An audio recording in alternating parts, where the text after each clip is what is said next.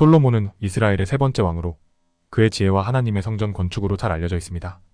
그는 다윗의 아들로서 왕위에 올랐고 그의 통치는 이스라엘 역사에서 가장 평화롭고 번영한 시기로 기억됩니다. 솔로몬의 이야기는 인간의 지혜와 하나님의 은혜가 함께 어떻게 역사를 이루는지를 보여주는 중요한 사례입니다. 솔로몬이 왕이 되었을 때 그는 하나님 앞에서 자신의 부족함을 고백하며 간절히 기도했습니다. 왕으로서의 책임을 감당하기에는 자신이 너무나도 어리다고 느낀 솔로몬은 하나님께 장수나 부귀영화를 구하지 않고 백성을 잘 다스릴 수 있는 지혜를 구했습니다. 하나님은 솔로몬의 겸손한 기도를 기뻐하시며 그에게 지혜뿐만 아니라 그가 구하지 않은 부와 명예까지 허락하셨습니다. 이렇게 시작된 솔로몬의 통치는 지혜로운 판결과 놀라운 통치력으로 사람들에게 깊은 인상을 남겼습니다. 솔로몬의 지혜는 이스라엘을 넘어 널리 알려졌습니다. 그중 가장 유명한 일화는 두 여인이 한 아이를 두고 다투던 사건입니다.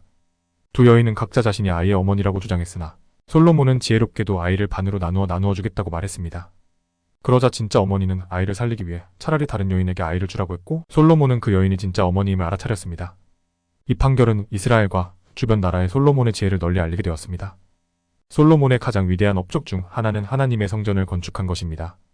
그의 아버지 다윗이 성전 건축의 꿈을 꾸었지만 하나님께서는 그 사명을 솔로몬에게 맡기셨습니다. 솔로몬은 하나님의 지시대로 화려하고 웅장한 성전을 지었고 그곳은 이스라엘의 영적 중심지가 되었습니다.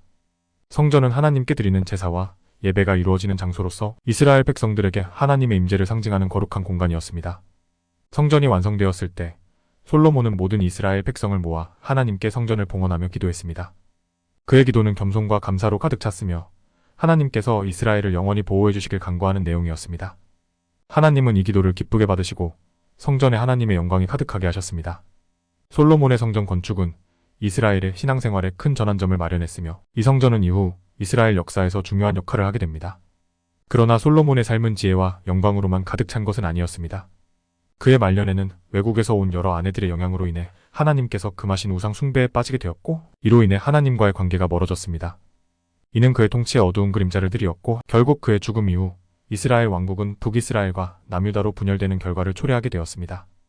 솔로몬의 이야기는 인간의 지혜와 성공이 하나님의 은혜 없이는 유지될 수 없음을 가르쳐줍니다. 그의 지혜는 분명히 하나님께서 주신 선물이었지만 그 지혜마저도 하나님과의 올바른 관계 속에서만 진정한 의미를 가질 수 있음을 보여줍니다. 솔로몬은 지혜와 번영을 누렸지만 하나님과의 관계가 멀어질 때 그 모든 것이 무너지기 시작했습니다. 솔로몬의 삶은 우리에게 중요한 교훈을 줍니다. 아무리 큰 성공과 지혜를 얻더라도 우리의 삶이 하나님과의 바른 관계 안에 있지 않으면 그 모든 것은 결국 헛되다는 것입니다. 솔로몬이 남긴 전도서의 결론처럼 하나님을 경외하고 그의 계명을 지키는 것이야말로 인생의 본질적인 목적입니다.